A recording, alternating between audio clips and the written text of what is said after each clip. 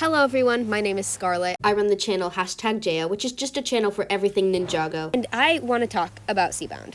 Okay, so this was a very well done season, but it ended in a way that I think is very unforgivable.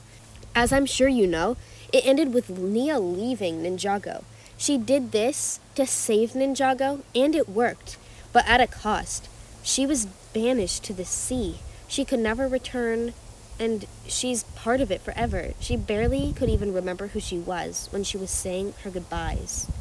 In Rebooted, we all remember that Zane actually died to save Ninjago just like Nia did, and it really didn't look like he was coming back. It was very unexpected and emotional, and we were all very sad when it happened.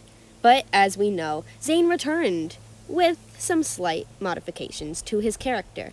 I kept telling myself, maybe this will happen to Nia, but in the very end of the episode, it looks like she's happy in the water, so it almost feels like they're not going to bring her back. And to top that off, in the end, there's a tribute to Kirby Morrow, which is very sweet, and I'm glad that they did it.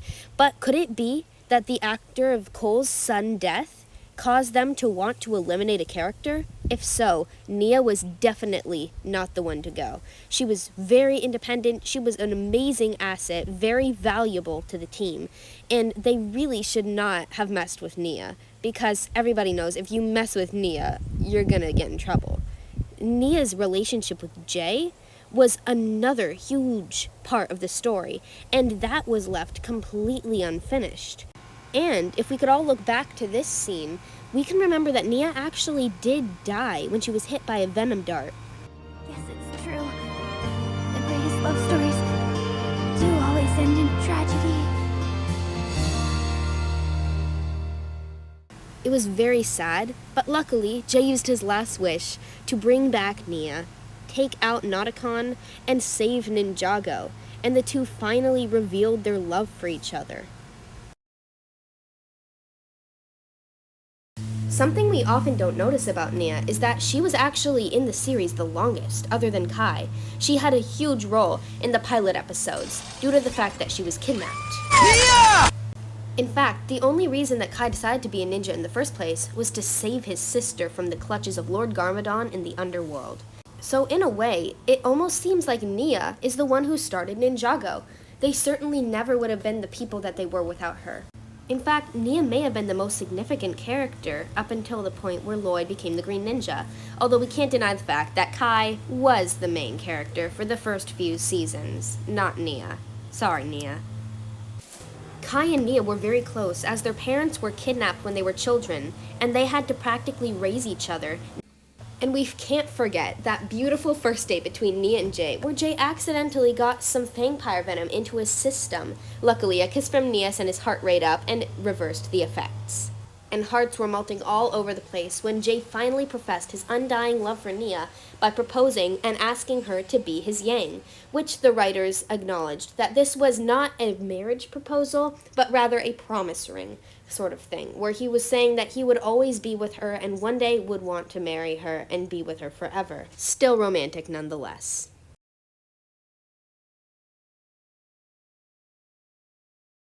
Nia was fiercely independent and not afraid of anything except for failure, which we found out when she was training to be the water ninja and couldn't do it at the first try.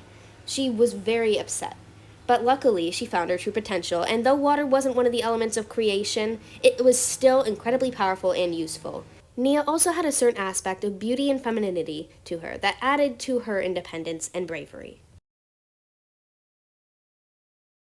Jay told Nia repeatedly that he loved her, but she never said it out loud. There's no doubt that she loved him back. We see it in her actions. However, she never actually said it.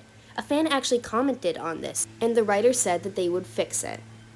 But when Jay's vehicle was trapped underwater, he nearly drowned. Benthamar luckily saved him just in time, but Jay still inhaled a lot of salt water and became critically ill due to this.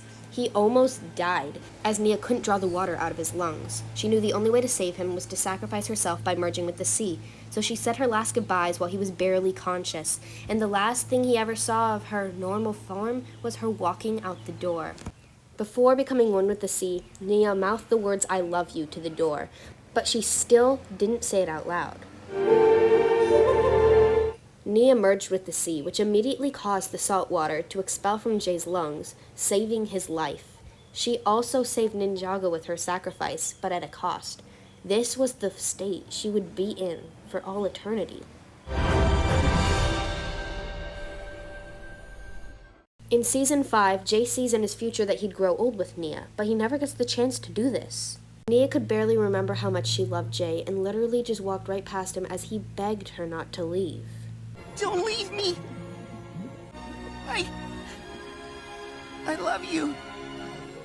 Nia's brave and heroic sacrifice saved Ninjago, caused the flooding to disappear, and defeated Wojira for good. But she didn't even really get to say goodbye to her friends and left for the ocean, and it doesn't look like she's coming back. Lego Ninjago, please fix this crucial mistake. She was way too valuable to the cause, and after all, you can't have Ninjago without Nia. Thank you guys for watching this video. Make sure you leave a like and subscribe for more Ninjago stuff. Stay tuned because I am going to do a Just Nia tribute, but it's not going to come out anytime soon because I want to take some time and really just make it special. Also, sorry for the audio quality, I was outside. See you guys.